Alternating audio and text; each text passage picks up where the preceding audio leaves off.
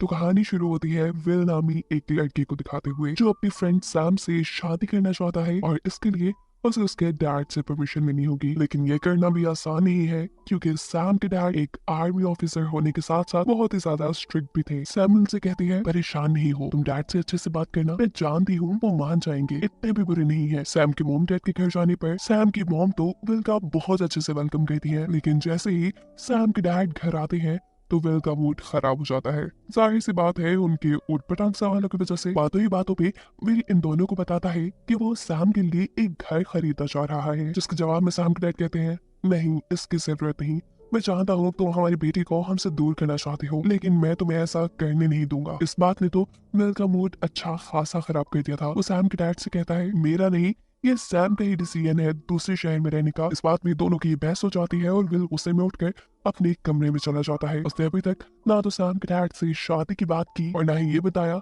कि वो दोनों पेरेंट्स बनने वाले हैं। सुबह होते ही विल को सैम की कॉल आती है। विल का मूड देखकर वो समझ जाती है कि पिछली रात उसके और उसके डैड के दरमियान में क्या बातें हुई थी। वो इस टाइम उसे कहती है कोई बात नहीं, परेशान ना हो। अभी वो लोग बातें ही कर रहे थे कि अचानक सैम के पीछे से कुछ अजीबो गरीब आवाजें आने लगती है, सिग्नल ड्रॉप होते हैं और सैम की कॉल कट हो जाती है। परेशान विल बार बार सैम को कॉल करता है, उसे मैसेजेस करता है, लेकिन उससे कोई कांटेक्ट नहीं हो पा रहा था। वो फौरन से अपना बैग उठाता है और सैम के पास जाने का फैसला करता है। लेकिन जब वो एयरपोर्ट पहुंचता है तो देखता है कि सभी फ्लाइट्स कैंसिल हो चुकी हैं। वो वापस सैम के डैड के घर आ जाता है, जहाँ वो देखता है कि सैम के डैड भी सैम के लिए बहुत ज्यादा परेशान है। वो सैम के पास जाने के लिए फ्लाइट्स खुलने तक का इंतजार नहीं कर सकते थे। वो बाय रोड सैम के पास जाने का फैसला करते हैं और विल से कहते हैं क्या तुम भी जाना चाहोगे। विल के पास भी कोई दूसरा रास्ता नहीं था, उसे भी सैम की इतनी ही टेंशन थी जितने उसकी डैड को। वो मान जाता है। ये लोग एक लंबी सफर के लिए निकल जाते हैं और रास्ते में दिखाया जाता है कि शहर का बहुत बुरा हाल हो चुका था। जगह जगह ट्रैफिक जाम थी, लोग अजीब बौखलाए फिर रहे थे, गैस स्टेशन पे रश लगा हुआ था,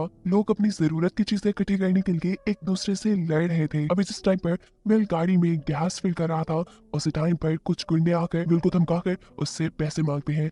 लेकिन तभी सैम के डैड किसी हीरो की तरह गाड़ी से बाहर निकलकर इन सब को गन से डराते हुए अपने से दूर कर लेते हैं। सफर ये दोनों दोबारा कंटिन्यू करते हैं और यहाँ विल सैम के डैड से पूछता है कि आप हर टाइम ये गन अपने साथ क्यों रखते हैं। वो जवाब देते हैं देखो, अगर ये मेरे पास ना होती तो वो गुंडे अब तक हमारा सब कुछ लूट कर ले जाते। थोड़ा ही आगे जाने पर वो देखते हैं कि आर्मी ने आगे रास्ता बंद किया हुआ था। अब क्योंकि सैम के डैड खुद भी एक आर्मी ऑफिसर थे, वो यहाँ पर सभी ऑफिसर से बात करते हुए अपनी गाड़ी को आगे निकाल लेते हैं। चलते चलते अब रात हो चुकी थी, इनकी मंजिल बहुत दूर थी और मुसीबतें तो जैसे कम होने का नाम ही नहीं ले रही थी, क्योंकि अब पुलिस की गाड़ी में बैठा एक साइको इंसान इनके पीछे पड़ चुका था। ये लोग गाड़ी से निकलकर जब उसे चेक करते हैं तो वो आदमी इन्हें शूट करके मारने ही वाला था। ये दोनों अपनी जान बचाने के लिए वापस गाड़ी में बैठ जाते हैं और स्पीड से अपनी गाड़ी चलाते हुए वहां से आगे बढ़ते हैं। लेकिन ये आदमी भी अपनी कार से उनका पीछा करता है। जिस आदमी को डिस्ट्रैक्ट करने के लिए ये दोनों मिलकर रास्ते में पड़ी बंद कार रोड के दरमियान में रखकर खुद अपना रास्ता बदल लेते हैं। अभी ये कुछ ही दूर गए थे कि इनके सामने आ जाती है कुछ हिरन, जिनको बचाने के चक्कर में इनकी गाड़ी का बैलेंस खराब होता है। गाड़ी जाकर इनकी लगती है दरख्त से और इनका बुरा सा एक्सीडेंट हो जाता है। एक्सीडेंट की वजह से गाड़ी रुक गई थी और वो पागल इंसान दोबारा इनके पीछे आ चुका था। विल इस टाइम गाड़ी के अंदर था। वो विल के ऊपर बंदूक तान कर उसे मारने ही वाला था कि अचानक पीछे से सैम के डैड आकर उसे धक्का देकर दूर गिराते हैं। ऐसे में पागल आदमी को गुस्सा आ जाता है और इन दोनों के दरमियान में लड़ाई शुरू हो जाती है। सैम के डैड की उम्र बड़ी जरूर हो गई थी, लेकिन वो किसी जवान से भी अच्छी फाइटिंग कर सकते थे। वो इस आदमी को खूब पीटते हैं, अच्छा सबक सिखाते हैं और यहाँ मारकर फेंक देते हैं। लेकिन इस सारी लड़ाई के अंदर उनकी अपनी भी पसलियां टूट जाती हैं। खैर इस आदमी से छुटकारा पाने के बाद ये लोग पुलिस की कार के साथ अपनी कार छोड़कर अपनी कार को एक गैराज में लेकर आते हैं, जहाँ इनकी कार को ठीक करने के लिए मैकेनिक बहुत सारे पैसे मांगती है। इस मुश्किल घड़ी में उनके पास कोई रास्ता नहीं था सिवाय इस मैकेनिक की बात मानने के। मैकेनिक उनकी गाड़ी ठीक कर देती है और यहाँ ये लोग ये बात जान पाते हैं कि मैकेनिक भी उसी शहर जाना चाहती है जहाँ ये जा रही है। अब क्योंकि सैम के डैड को भी ये डर था कि कहीं उनकी कार रास्ते में खराब ना हो जाए, तो वो सोचते हैं कि क्यों ना वो इस मैकेनिक को ही अपने साथ ले चले। अब ये तीनों अपना सफर कंटिन्यू करते हैं। थोड़ा ही आगे गए थे कि सामने से एक फुल स्पीड में गाड़ी आकर इनकी गाड़ी से टकराती है और खुद डिसबैलेंस होकर उलट जाती है। विल उतरकर चेक करता है, गाड़ी में मौजूद सब लोग मारे जा चुके थे। असल में ये लोग लुटेरों से बचकर भाग रहे थे। जो लुटेरे अब विल की गाड़ी तक पहुंच जाते हैं। इससे पहले कि लुटेरे विल को लूट लेते, वो तेजी से अपनी गाड़ी चलाते हुए इनसे बच जाते हैं। आगे जाते हुए ये नोटिस करते हैं कि आसमान में बादल अजीब तरह से गरज रहे थे। बादलों ने अजीब शेप बनाई हुई थी और बारिश तो इतनी तेज हो रही थी कि वो इस बारिश में ड्राइव भी नहीं कर सकते थे। वो एक पुल के नीचे रुककर बारिश के रुकने का इंतजार करते हैं। आज इन्हें इस सफर पे निकले तीसरा दिन था। रात में इतना मौसम खराब था और जब सुबह हुई तो गर्मी शदीद बढ़ गई थी। पता नहीं मौसम को क्या हो गया। अब इन्हें खाने पीने की भी जरूरत थी, जिसके लिए ये लोग एक स्टोर पे रुक के कुछ सामान लेते हैं और आगे बढ़ जाते हैं। आगे जाने पे वो देखते हैं कि मैदानों में आग लग चुकी थी और ये शायद गर्मी की वजह से ही हो रहा था। ऐसी अजीब तबाही जैसे ये दुनिया खत्म हो रही हो। इसी आग लगे मैदान के पास उन्हें एक लड़की खड़ी दिखाई देती है जो उससे मदद मांग रही थी। विल उसकी मदद करने के लिए जैसे ही गाड़ी से बाहर निकलता है तो पता चलता है कि ये तो एक ट्रैप था जो लुटेरों ने लगाया था। लुटेरे अब उनकी गाड़ी में मौजूद सारी गैस और सारा जरूरत का सामान छीन चुके थे। बगैर फ्यूल और खाने पीने के तो ये जिंदा भी न रहते और अब इनको कुछ तो करना ही था। विल और सैम के डैड अब लुटेरों का पीछा करके उनसे लड़ने का डिसाइड करते हैं। ये तीनों प्लान बनाते हुए तेजी से उनकी कार का पीछा करते हैं, जहाँ पे वो मैकेनिक लड़की गन के जरिए लुटेरों की कार के टायर को ब्रस्ट कर देती है। टायर के एकदम से फटने की वजह से उनकी कार डिसबैलेंस होकर उलट जाती है। उस कार में मौजूद सभी लोग मारे जा चुके थे। कार में से बहुत तेजी से फ्यूल भी निकल रहा था और आसपास आग भी लगी थी। ऐसे ही चलता रहता तो कुछ ही देर में ये कार भी ब्लास्ट हो जाती। उनके पास कुछ ही वक्त था अपनी जरूरत का सामान वापस लेने का।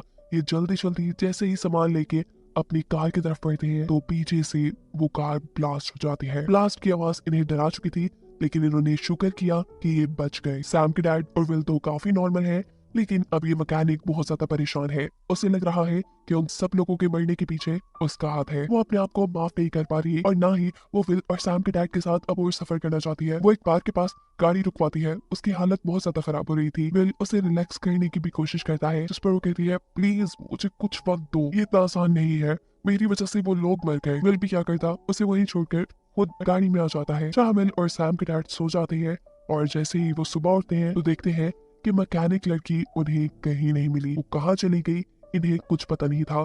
इनके पास इतना वक्त नहीं था कि वो उस मैकेनिक को ढूंढते। सोना चाह ये लोग आगे बढ़ते हैं। रास्ते में देखते हैं कि तबाही की वजह से एक ट्रेन का भी एक्सीडेंट हो चुका था। विल वहां चेक करने जाता है कि कुछ जरूरत का सामान उन्हें मिल जाए, लेकिन तभी पीछे सैम के डैड की तबीयत काफी खराब हो जाती है, क्योंकि उस आदमी से लड़ने की वजह से उनकी पसलियां टूट चुकी थी। खराब हालत को देखकर टॉम फौरन उनके पास आता है, उन्हें एक पेन किलर देता है जिससे उन्हें थोड़ा सुकून हो। लेकिन सैम के डैड अब जान चुके थे कि वो ज्यादा देर तक जिंदा नहीं रह पाएंगे। इस टाइम पर वो विल से कहते हैं मुझसे वादा करो तुम मेरी बेटी का पूरी जिंदगी ख्याल रखोगे।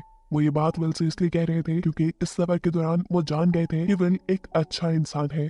वो ना सिर्फ इनकी बेटी का ख्याल रखेगा बल्कि अपने बच्चे का भी एक अच्छा बाप बनेगा। और ये सारी बातें सैम के डैड के मुंह से सुन के विल की तो खुशी का ठिकाना ही नहीं रहा था। ये लोग खुशी खुशी आगे बढ़ते हैं, लेकिन मुसीबतें कहाँ पीछे रहने वाली थी। यहाँ पे एक बाइक गैंग अब इनके ऊपर हमला कर देता है। इनसे बचने के लिए इन दोनों के पास ही कोई रास्ता नहीं था। बिल उन्हें समझाने के लिए बाहर निकलता है, जबकि सैम के डैड उसे एक गाड़ी में बैठकर गाड़ी को आगे भगाने को कहते हैं और सैम के डैड मौका पाते ही पीछे से ट्रक को शूट कर देते हैं। ट्रक में ब्लास्ट होकर आग लग जाती है और ऐसे उस बाइक गैंग से इनकी जान छूटती है।